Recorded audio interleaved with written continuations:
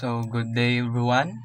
My name is Giancarlo Esteva from BEd 2A. So, our topic is all about the learning analytics. So, when we say learning analytic is data analytic used in predicting behavior in search engine and aid and how it is applied in education. As a learning analytic, this technology analyze student data to improve outcome helping ay, to improve outcome helping educators gain insight, predicting challenges and making informative decision. To enhance teaching, so sa teaching is the lesson will cover the benefits and drawback of learning analytic in the education. So, moto no sa learning analytic. So, teacher o student ang maigo gid ani. So, natay kuno niya no murag i-topic na like pasunod-sunod murag triangle ni siya.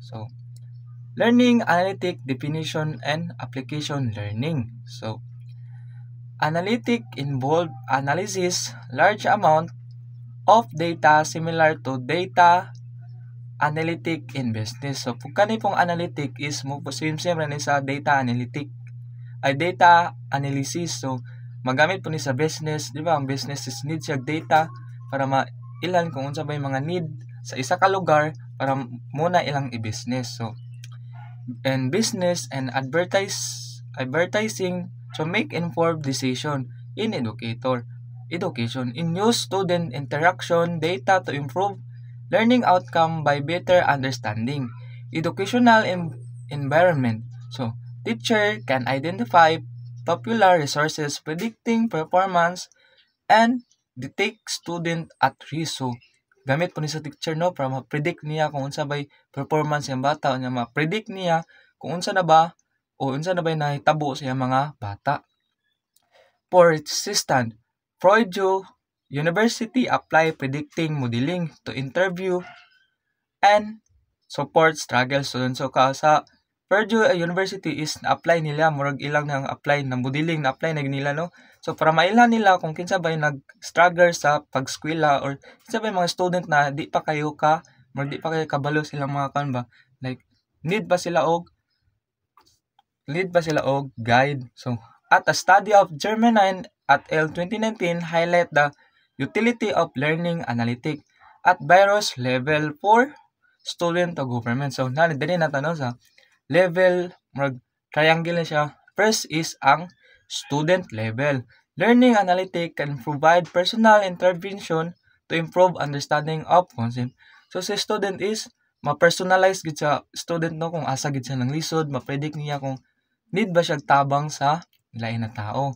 So, for teacher, it's allow monitoring of student progress and providing support through to assessment.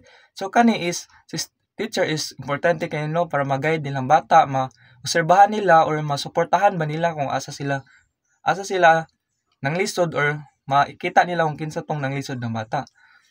At a institution level, learning analytic can help with managing cost reduction and improving student support service. So, kanin sa institution is, sila ang mag-provide kung unsa bay need nila, unsa bay mga need sa bata para ma-improve pa nila ilang pag-eskwela or sila ang mag-budget sa mga cost. Finally, at the government level, data can use for policy making to enhance education system. So, sa government is sila ang magbuhat sa mga policy para maiwasan ng example na sa mga bully-bully, no? So, di ba, pag mabully ng bata is di na siya magtarog eskwela. Kaya ang nauna na is di na ako mag-eskwela because gibully na ko nila. For example, mali ang answer na katawan na to.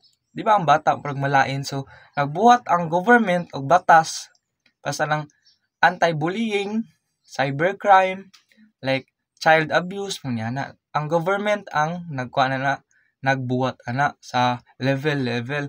So, so mas masabtan pa ninyong maayo no si Miss Panerio ang mas mag-explain sa sunod na topic